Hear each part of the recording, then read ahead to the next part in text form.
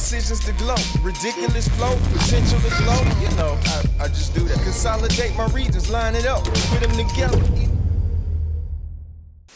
Wouhou! Black Voodoo Wax pour le rendez-vous du voodoo. Ce matin, je reste posé, je reste calme. Ça fait longtemps qu'on n'a pas fait de rendez-vous du voodoo. Mais quand j'ai vu ce gars-là sur le web, ça fait quelques années que je le suis, c'est un gars qui a un impact majeur sur notre communauté. Un conférencier, un historien, un frère, mon lacaille. C'est un gars qui a le souci de notre afro-descendance au plus haut point. J'ai l'honneur, j'ai le privilège de rencontrer un homme d'une autre dimension, un vrai Toto Joseph dans la place. Merci beaucoup, merci. Je suis tellement content de t'avoir. Écoute, normalement, j'aurais fait un câlin, j'aurais fait un hug, mais le COVID... T'inquiète, ça. Comment ça va, chef? Ça va bien, merci, ça va, merci. Merci beaucoup de me recevoir sur la plateforme. Merci d'avoir pris le temps de set up tout ça. Je veux dire, les gens n'ont pas aidé, mais il est tôt le matin, tu comprends? Mais tu sais quoi? C'est important parce que pour ce que tu fais au sein de la communauté, ce que tu fais auprès des jeunes, ce que tu fais auprès des personnes de notre âge, même de d'autres diversités, d'autres communautés qui ne connaissent pas l'histoire. Et ce qui est intéressant dans ce que tu fais, c'est ramener l'histoire de Montréal. Mais avant qu'on parle de l'histoire de Montréal, avant qu'on parle de ton quotidien, j'aimerais connaître Toto Joseph. Toto, si je frappe à la porte de ta mère ou de ton père et je leur demande qui est Toto Joseph, qu'est-ce qu'ils me répondraient à brûle pour point? Bonne question. Mais premièrement, ils vont te dire que bon, je suis un ancien joueur de basket. J'étais un ancien joueur de basket. Il est très grand en passant. Lui aussi est grand, ça va s'ouvrir aussi. Je suis un ancien joueur de basket. C'est ça, je pense que je suis quelqu'un qui est très passionné dans la vie en général. J'aime beaucoup la musique, je suis un mélomane. Je suis né, j'ai grandi dans le quartier Saint-Michel. J'ai grandi à l'église, ma mère chantait à l'église, etc. Sinon, je pense que qu'est-ce que ma mère dirait de moi? Ma mère dirait, ouais, c'est mon petit dernier, c'est mon bébé. Oh, wow. Shout out, mamie. Salut ta mère. Excellent. Lorsque tu étais jeune, tu étais un sportif, tu as grandi dans le quartier Saint-Michel. Une chose qui m'a interpellé, c'est que souvent, les jeunes Haïtiens vont se reconnaître. On prenait un roue libre de notre père. Et lorsqu'on prenait le roue libre de notre père, le père prenait toujours le chemin le plus long pour nous expliquer, nous donner des doses. Mais toi, je pense que la relation que tu as eue avec ton père a été révélatrice pour toi. Tout à fait, tout à fait. En fait, avec mon père était chauffeur de taxi à l'époque. Donc, il était chauffeur de taxi au centre-ville. Puis moi, il m'avait mis à l'école privée au collège français primaire sur le plateau. Donc, sur le chemin du matin entre Saint-Michel et le plateau, bon, chauffeur taxi, ça veut dire qu'il connaît les routes. Ça veut dire, tu vois, on évitait beaucoup de lumière. Mais sur la route, souvent, il me racontait des histoires différentes par celle de l'histoire d'Haïti. Que ce soit par rapport à Toussaint, que ce soit par rapport à Dessalines, même par rapport aux Arawaks, les Autochtones, les Taïnos, l'arrivée de Christophe Colomb dans le Mall Saint-Nicolas, comment on a la bataille de Vertières. Donc, mon père prenait son temps, il m'expliquait tout ça. Et parfois, entre deux lumières, il parlait aussi de ce qui se passait à Montréal. Par exemple, il m'a dit à l'époque, il était chauffeur de taxi, il avait déjà conduit Jean Chrétien avant qu'il devienne Premier ministre. Wow. Il avait déjà conduit Brian Mulroney. Donc, il m'expliquait toutes ces choses-là. Et aussi, il m'expliquait comment voir un peu la ville de Montréal par rapport à les artères nord-sud, les artères est-ouest, tu vois. Des choses que j'utilise jusqu'à présent dans mes visites. Peut-être que les gens ne savent pas, mais moi, je suis toujours en train de me situer quand je marche avec le monde. Donc, je pense que je me sens privilégié d'avoir eu ce rapport, cette relation avec mon père. Parce que chaque matin, c'était notre moment intime, tu vois. Parce qu'on allait à l'école, il me conduisait à l'école. Puis là, bon, il s'assurait de me donner du juice, si on peut dire ça comme ça. Oui, c'est bien dit. Bien dit. Tu vois, donc, tout ça, en grandissant, le sport, la relation avec ton père, tes parents, tes frères et sœurs, quel était le moment voodoo? Le moment où tu as réalisé que hey, j'ai une voix, j'ai une lumière qui me dit, en tant qu'historien, en tant que conférencier, je vais passer au suivant, je vais donner le knowledge au suivant. Ça a été quoi le moment? Le moment, je pense qu'il y a eu plusieurs moments. Ouais. La première fois que j'ai fait une conférence, en fait, c'était, je pense que c'était en 2017, c'est avec Winnie.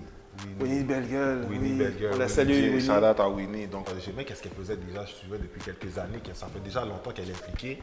Puis à un moment donné, j'ai écrit, j'ai dit, Winnie, si jamais tu as besoin d'aide, que ça soit, je sais pas, je peux t'aider à la recherche, ou je peux t'aider peut-être à même situer les gens, être placé à l'événement, des trucs comme ça, il n'y a pas de problème. Puis elle m'a dit, OK, je te ferai signe. Là, je pense qu'il y a des jours, des semaines qui sont passées. Elle est venue sur moi, à un moment donné, elle m'a écrit, ouais, salut, est-ce que ça t'intéresse d'être conférencier? J'ai dit, conférencier? Mais T'es pas sûr? je n'étais pas sûr. C'est pas que je veux pas, mais là, il faut que j'aille parler devant du monde, etc. Elle m'a dit, oui, oui, je suis sûr que tu serais bon, je suis sûr que tu serais bon. Par la suite, j'ai accepté. On a fait 2 représentations la même journée. Ça s'est très bien passé. On se rencontrait dans un café, on travaillait comme pendant des heures, on mettait toute la structure en place, etc. Puis le jour de cette conférence-là, le jour de la conférence, elle m'a présenté à du monde, elle m'a vraiment mis dans un circuit que moi, je n'avais pas idée qu'il existait. Okay. Tu vois, donc par la suite, à partir de là aussi, je te dirais que ma cousine Missa, shout out Missa, elle me préparait. Donc c'est toujours elle qui me prépare quand j'ai des présentations, des conférences. Elle qui me dit, OK, ta posture, comment tu parles, ce que tu dis, les mots-clés, etc. Donc je peux te dire que j'ai vraiment eu une préparation avant même de savoir ce que j'allais faire. Ah, c'est nice, Ouais, nice. ouais. Et là, aujourd'hui, quand tu te promènes dans la rue, tu vois des Haïtiens, des Africains, des Québécois, des Amérindiens qui t'écoutent avec les yeux brillants. C'est quoi le feeling que tu as dans ton cœur? C'est sûr et certain que ça donne un gros feeling parce que tu sens que tu es en train de faire partie d'une solution quelconque. Tu vois, tu sens que tu bouges de manière positive et tu sens que ça résonne chez les gens. Donc, le travail n'est pas en vain, si on peut dire ça comme ça. Qu'est-ce que tu vois pour l'avenir de nos jeunes Haïtiens ici à Montréal? Comment tu le vois? Comment tu le perçois dans les prochaines générations? Je pense que les jeunes Haïtiens à Montréal doivent comprendre à quel point c'est eux qui ont la puissance. Ils doivent comprendre qu'ils ont la puissance, ils ont le pouvoir. Ils doivent aussi comprendre que pour être en contrôle de cette puissance et de ce pouvoir, il faut déjà faire le travail interne. Donc, comme on dit, the inner journey, ils doivent comprendre que le travail interne, s'il n'est pas fait, la puissance, on pourra la voir, on pourra la sentir, mais on ne pourra pas la maîtriser. Wow, c'est bien dit ça. Merci beaucoup. Et ça, je veux vraiment que les jeunes comprennent. Parce que nous, OK, moi je suis né ici, j'ai grandi ici. Je n'étais pas conscient à quel point tout ce que je fais maintenant, si je pouvais le faire, il fut un temps. Tu comprends? C'est au fur et à mesure, mais eux maintenant, si on est capable de les mettre dans une position où ils n'ont pas nécessairement à chercher comme nous, on a dû chercher, c'est ça, ça les avantagerait pour le futur. Et ça nous avantagerait nous aussi parce qu'on passe le bâton. On passe le bâton. Tu vois? Mais comme dans chaque guerre ou chaque mouvement, on ne peut pas être le seul soldat. Non. Il y a plusieurs personnes, comme tu parlais de Winnie tout à l'heure, qui travaillent fort pour amener vraiment, pour nous faire prendre conscience de notre afro-descendance. Tout à fait. Mais il y a une chose qui est importante, c'est moi quand j'étais à l'école primaire, quand j'étais à l'école secondaire, cégep, université, jamais on m'a appris l'histoire des Noirs à Montréal. Non. Lorsque j'ai entendu un tel discours par rapport à Mme Angélique, c'est venu me chercher au plus haut point. 1736 ou 1734. Ouais. Qu'est-ce qu'elle a vécu ici à Montréal? Comment on l'a fait souffrir comme esclave? Oui, ici même. C'est des histoires qu'on devrait apprendre à l'école. Oui, je suis très d'accord avec Quelles ça. sont les prochaines étapes? Quels sont les prochains mouvements? Il y a plusieurs initiatives qui se passent dans la ville. Je sais qu'il y a Centre Toussaint qui donne des cours de créole, qui donne des cours sur l'histoire d'Haïti. Il y a d'autres initiatives, excuse-moi, les noms ne viennent pas. Mais je pense que maintenant, c'est vraiment de contrôler la narrative. Et quand je dis contrôler la narrative, c'est de manière à apprendre à nos enfants ce que nous, on juge nécessaire qu'ils doivent savoir. Parce que le reste, ils vont l'apprendre. Ils sont, comme on dit, sont dans la sauce avec tout le monde. Ils vont, comme nous, on a baigné dans la sauce, on est là, tu comprends? Mais il y a un travail interne que nous, ça doit venir de nous. Ça doit être sur mesure, comme on dit. Foubou. Foubou, for us, by us. Par la suite, maintenant, tu as plus de confiance à aller dans la rue. Tu as plus de confiance à faire ce que tu veux faire parce que tu es enraciné quelque part. Je pense que là, les prochaines étapes, c'est on doit avoir une école, on doit avoir un centre communautaire, on doit avoir des safe spaces parce qu'on peut amener nos jeunes, on peut être comme, écoute, voici ce que... Pas dans le sens que faire pas pour un châtiment, mais vraiment comme, il faut que ça rentre parce que it's your future, c'est toi le futur, mais si ça ne rentre pas pour toi, ça peut s'arrêter là. Bon, c'est pas ça qu'on souhaite. Et je ne dis pas que c'est ça qui va arriver, mais je dis que ça doit être intentionnel. It has to be on purpose. Donc, on doit faire un effort intentionnel de s'assurer que, voilà, on est en contrôle de notre économie, de nos finances, que ce soit la spiritualité, que ce soit même la géopolitique, la politique, de comprendre toutes ces choses-là parce qu'on gravite autour de toutes ces choses-là à chaque jour. Mais comme on n'a pas cette compréhension-là, c'est difficile même de vouloir avoir un sentiment d'appartenance. Wow, ça fait du bien d'entendre ça. Merci beaucoup. Ce gars-là, vous pensez qu'il a 50 ans? Il est tout jeune, début trentaine. C'est comme on a un avenir prospère. Puis j'aimerais que mes garçons, prennent le téléphone, ils t'appellent. Ils vont se sentir inspirés comme je le suis présentement. Merci beaucoup, merci. C'est le temps du Sweet Six. Wouh! OK. 6 énoncés ou 6 questions. Et je veux que tu me dises vraiment la première chose qui te vient en tête. Je ne veux pas que tu prennes le temps de réfléchir. Qu'est-ce que je pourrais faire? Il faut que ça vienne à brûle pour point. OK? Rapide. La première question. Si tu pouvais avoir une discussion avec une personne qui a eu un impact majeur sur notre afrodescendance des 5 dernières décennies, avec qui tu parlerais? Malcolm X. Si tu pouvais poser un geste significatif pour Haïti, quel serait ce geste si tu avais carte blanche? Je construirais des écoles, des hôpitaux orphelinats. Nice. Je prends mon téléphone cellulaire, je te le remets et je te dis d'appeler la personne pour laquelle tu veux dire « je t'aime et je t'apprécie ». C'est qui que tu appellerais? Mamie. Mamie, oh mamie, ouais. À ce jour, avec tout ce que tu as fait depuis tes 31 dernières années, quel est le geste de lequel tu es le plus fier? Wow, celle-là, c'est une grosse question. Les gestes que je suis le plus fier. Ah oui, tu m'avais dit de pas réfléchir. Non! What is it? It comes from the heart. Écoute, moi, pour vrai, je vais être franc, je suis un gars simple. Je suis fier quand mes parents sont fiers de moi. Là. Wow. Je parle toujours de mes parents, mais c'est ça. Je vais te dire 5 mots. La première chose qui vient en tête, rapide. 1804.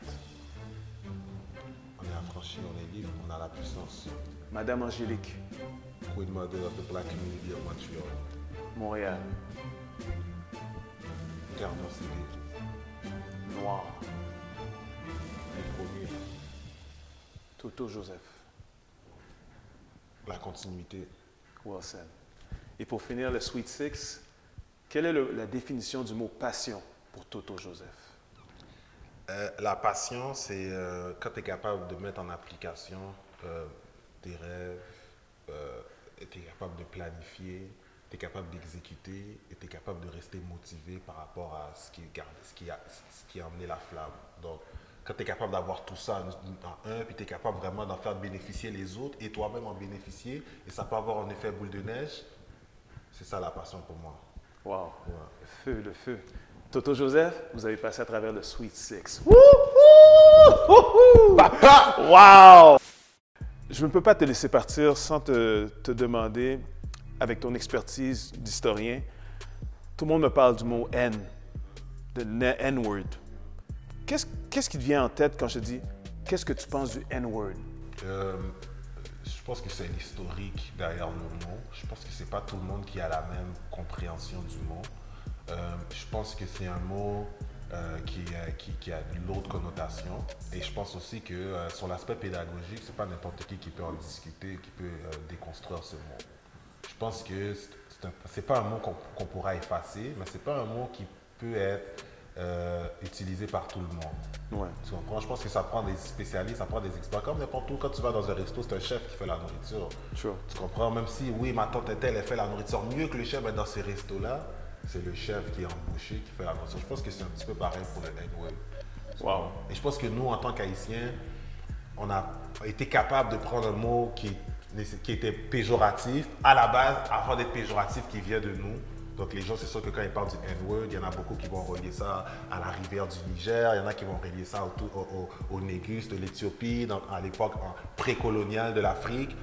Puis il y en a après ça qui vont te dire, oui, mais en espagnol, negro, ça veut dire noir, puis etc. Donc c'est un mot qui voulait dire noir parce qu'ils vont te dire, l'Afrique, c'était déjà la terre des noirs, comme Soudan, il est à la Soudan. Par contre, je te dirais aussi que malgré que ça a été un terme péjoratif, en tout cas, les Haïtiens, on a pu prendre ça, on l'a tourné en positif. Toi, tu prends l'exemple d'Aimé Césaire. Aimé Césaire, lui, il a été influencé beaucoup par Jean Price-Mars. Donc, Jean Price-Mars, un ethnologue haïtien qui est venu vraiment avec le terme de négritude, etc. Par contre, je ne pense pas que c'est n'importe qui peut commencer à donner un cours sur ce mot-là. Tu vois. Ah, ça, c'est important. Tu comprends ce que je veux dire? Je ne pense pas que juste parce que quelqu'un a une formation académique, la personne est en position de commencer à déconstruire le mot. Je pense que c'est un mot qui a plus de profondeur. Et je pense que, justement, c'est ça, je pense que c'est un mot il faut faire attention qu'il utilise. Il faut faire attention qu'il l'utilise, mais je ne serais pas de ceux qui disent qu'il ne peut plus être utilisé parce que la langue française, à la base, c'est un legs colonial. Wow. Tu comprends? Par contre, dans ce legs colonial, on a pu trouver notre niche, on a pu se recréer. Donc, on était perçus comme étant des bien meubles. Maintenant, on est rendu des hommes. On a toujours été des hommes. On a dû se battre pour convaincre les autres, prendre notre place pour convaincre les autres, les faire comprendre qu'on est des hommes. Maintenant, le mot N, Ouais, ça reste que, bon, ceux qui veulent l'utiliser, il y en a beaucoup qui parlent au nom de la liberté d'expression, etc. Bon, ça, c'est sûr et certain que c'est notre paire de manches, parce que les mêmes personnes qui ont parlé de liberté d'expression, ils oppressent d'autres peuples. Tout à fait. Ça, c'est autre chose. Mais par contre, je pense que c'est pas n'importe qui peut s'aventurer sur ce mot. Et je pense que les gens doivent avoir assez d'humilité, assez de compréhension pour savoir que, regarde, ça ne dérange pas si c'est un mot que tu ne peux pas dire. Là, oui, tu le disais en 1800, en 1900, Pierre Vallière, etc. Mais Pierre Vallière, il a fait un faux pas. Si Pierre Vallière il avait bien pris, il avait bien utilisé le mot, il avait bien pris le sens dans l'aspect décolonial de la chose, probablement que le mouvement Black Panther serait à Montréal en ce moment. Oh my God, ok. Donc, Nice. Stokely a fait comme, Pierre, je comprends qu'est-ce que tu veux dire, mais c'est pas tout à fait ça, tu comprends? Ok. Nous, on n'est pas toi, mais on peut se comprendre sans nécessairement commencer à mettre ces mots-là, commencer à comparer, quoi. Wow. Toi, je savais que en te posant la question avec ton expertise, tu allais ressortir grandi. Écoute, c'est presque à la fin de l'entrevue. Toto, ça a vraiment été révélateur. Ça a été court, concis, précis, mais surtout directement au cœur, cet entretien avec toi. Ça fait longtemps que je voulais te rencontrer. J'ai eu l'opportunité, le privilège de le faire aujourd'hui avec toi. Comme tu dis, c'est tôt le matin, mais c'est pas grave. Il n'y a pas d'heure qu'on rencontre quelqu'un d'extraordinaire. D'accord, likewise, vraiment aussi. Appreciate it. Vraiment, Appreciate it. Ça fait longtemps aussi que je te vois faire tes affaires, ça fait longtemps que je te vois sur la scène, puis moi aussi, c'est Thanks, man. je suis là avec Voodoo. Appreciate it. Il y a une chose qui est importante dans les rendez-vous du Voodoo, c'est de reconnaître la passion, de reconnaître l'être devant ma personne. Puis moi, je rencontre des personnes qui me passionnent, des personnes qui sont inspirantes, qui sont mobilisantes et motivantes. Et tu en es une, c'est clair et certain. Merci beaucoup. Et aujourd'hui, c'est spécial parce qu'à chaque rencontre, je remets un verre gravé au nom de la personne avec son image. Mais aujourd'hui, j'ai quelque chose que j'ai dit, je vais garder ce précieux-là. Depuis, ça fait 2 ans que je l'ai. Je vais le donner à la personne qui m'inspire vraiment le plus, qui touche le plus mon afrodescendance, et c'est Toto Joseph. Merci Donc, je vais te demander de fermer les yeux. J'ai quelque chose pour toi. Tu remarqueras que c'est la seule édition, unique, et je ne la refais plus jamais. Merci beaucoup. Kate, ok, Kate, mais là, tu m'as mis on the spot, là. Oh! Wow! It's the one and Ok, only. merci beaucoup, Kate. Là, ça veut dire qu'on ne peut pas donner d'accolade, on peut pas... Respect, Kate. Bro, Robert Mancourt. avec la face, je non, suppose que tu as passé à travers l'émission. Voodoo Rendez-vous Limited Edition 2018. Barbancourt depuis 1802. Aïe Bobo. Aïe, Bobo. Toto, vraiment, encore une fois, continue ce que tu fais. C'est tellement inspirant, c'est tellement important. Parce que ce n'est pas aujourd'hui que dans les écoles, nos jeunes de nos communautés, de la diversité, vont apprendre l'histoire. Pas l'histoire aux États-Unis, Afrique et tout ça, mais à Montréal. Et tu le fais tellement bien. Merci beaucoup pour tout ce que tu fais.